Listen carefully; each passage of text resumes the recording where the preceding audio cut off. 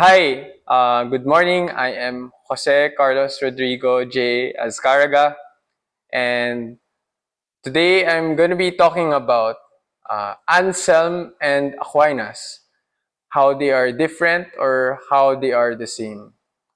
So first, I'll start with Saint Anselm, who was born around 200 years before Aquinas. So for Anselm, one of his major works, the Proslogion, is more of a prayerful discourse. It assumes there that um, the reader is already a believer in God. And what St. Anselm will do is to show the reasonableness of believing in God. Um, so one of the important Latin phrases to remember for Saint Anselm is uh, IQCMN, IQMCN, which is id quo cogitor mayo nequit, which means that which no greater thing can be conceived of. In Filipino, ang kaisipan na walang mas dakilang naiisip. Um, So what Saint Anselm was trying to do, he showed in this prayerful discourse, the Proslogion, that a certain ontological proof for God. So he thinks of God as this thing that no other thing can be greater than it. Um, and one of the things he thought of was uh, in terms of existing in reality. Uh, if our idea of God does not exist in reality, is a lesser idea compared to a concept of God that is also existing in reality. Therefore, God must exist in reality because to not exist in reality would be a contradiction of its definition. But someone argued against Saint Anselm. I think this is Gaunilo. He said, "What if I think of a perfect island? Does that mean that the perfect island uh, also exists because the most perfect island should also exist?" He said, "No, that is not the case because this only applies to God. Because it's only part of God's perfection that He exists." Um, so that ontological argument from the definition, from Saint Anselm's belief in God to his definition of God, that which nothing greater can be conceived of, that's how he argued his concept that he exists in reality. So it's a sort of a priori proof of God's existence, because it started with his belief in God and his definition of God that he thinks is a priori to all, even to fools. And but for Saint Aquinas is different because he comes from a more Aristotelian framework. He uses experience first to describe the concept of God. So um, at the same time, he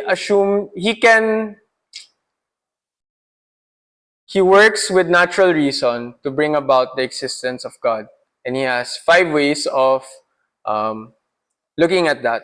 So there's motion, causality, um, necessary or contingency.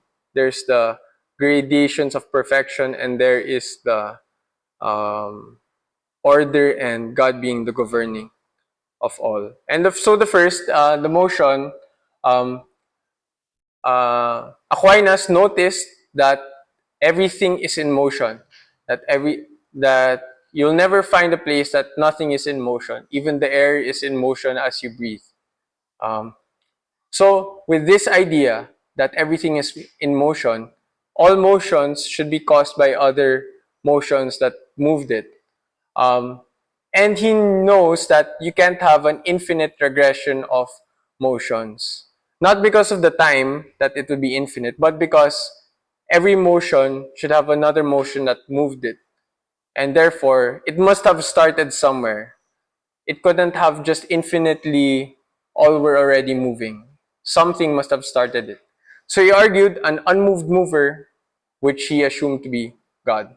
And the same for the causality, the second of the five ways that um, if everything, all the effects we perceive now were caused by previous causes, there's a chain of causes. But it cannot be an infinite chain of causes because um, one of it should have started the whole chain that had no causer. So uncaused cause, which he also assumed to be God.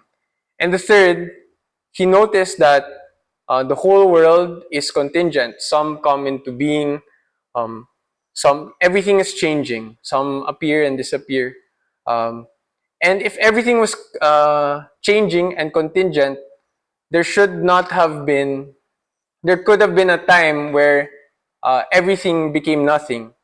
And if it's nothing, something could not come out of nothing. Therefore, you need a necessary being to hold all things together. I think that's Ephesians or Colossians. So you need a necessary being to hold all things together, which he pointed to be God. Um, and for the fourth is the gradations of perfection. If I'm not mistaken, St. Anselm also pointed this out in his Monoglion that um, if you notice, there are different goodness within the world, and we know some things are more good than others. We know some things are more beautiful than others.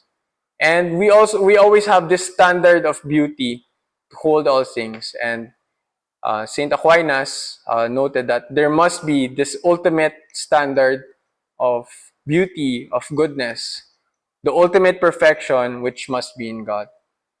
At the same time, the fifth way is more teleological, that everything has a purpose and everything has a design, which also points to a purpose. That even if things are different, there's some harmony and order to the whole universe, that there must be one great intelligent governing entity covering all, which is God. So if you notice, for St. Anselm and St. Aquinas, they have a different approach. St. Anselm, it comes out more in the form of a prayer. He assumes everyone, his readers, believe in God, and then from that belief in God, he thinks all believe that his definition of God a priori, while Aquinas is more a posteriori.